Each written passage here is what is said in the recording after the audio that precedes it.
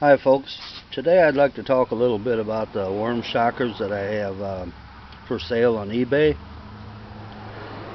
First I'm going to explain a little bit about it. It runs on 110 volt house current.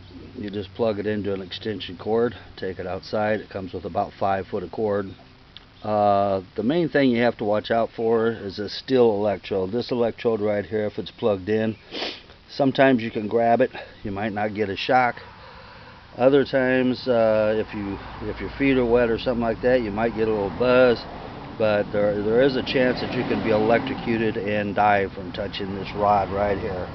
The thing is that it's going to follow the resistance. So if your feet are wet and you're making it to the ground, you're going to get a pretty good little zap. If you grab a fence post or something like that that's buried in the ground, you're going to get shocked pretty bad.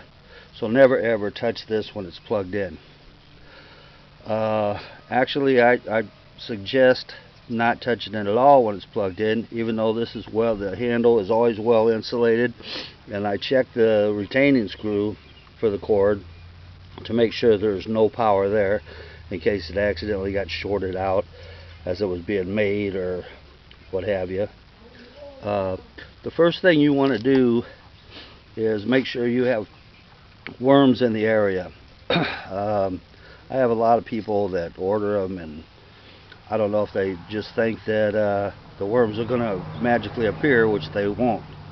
It doesn't create the worms. You have to look for them, see where they've been, and then you can get them to come out.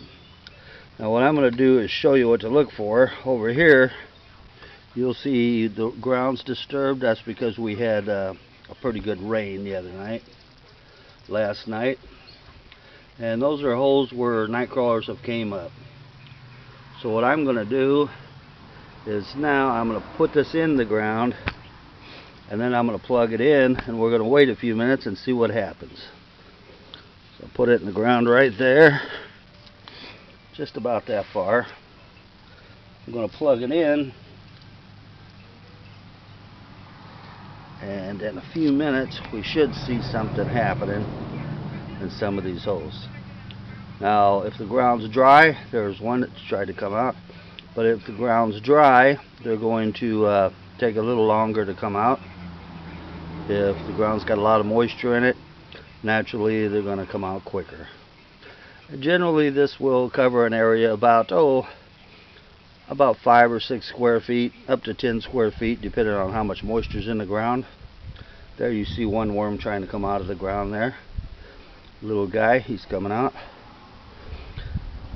So if they're close to the top, there's a lot of moisture in the ground, and they're close to the top, they should be coming up within a few minutes. After a few minutes and you don't see anything, I would pick it up and move it to another area.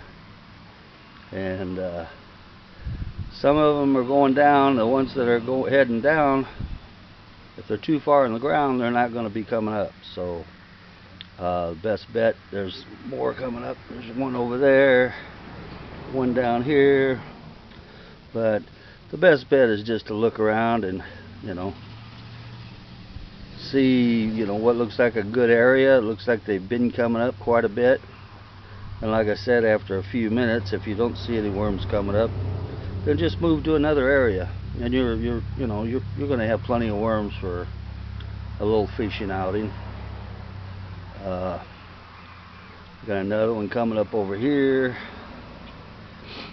but yeah, they'll pretty much come up in a pretty good area.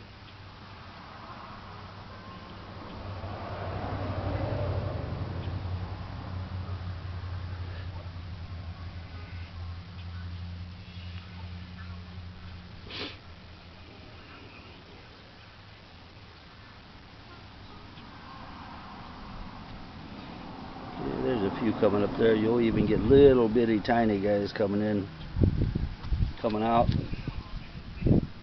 But I also recommend that you unplug it before you pick them up, because sometimes you'll get a little zap right next to the worms. There's a big guy coming out over here.